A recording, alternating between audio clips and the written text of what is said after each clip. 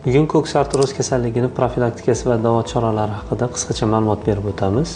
Davo choralarini qo'llashlik kasallikni og'irlik darajasiga qarab belgilanadi.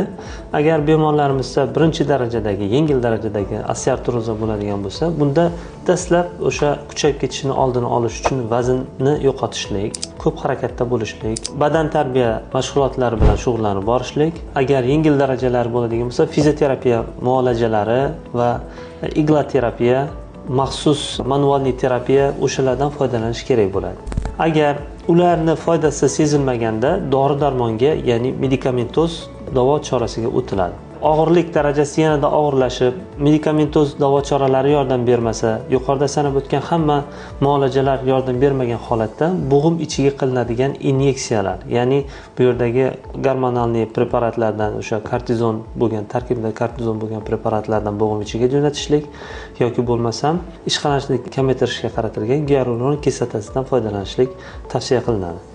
Agarda yuqorida sanab o'tilgan hamma muolajalarni qildik, lekin bemorlarimizda kasallikning darajasi og'irroq va ta'sir qilishi juda ham kam bo'ladigan bo'lsa, endoprotezlash operatsiyalari tavsiya qilinadi.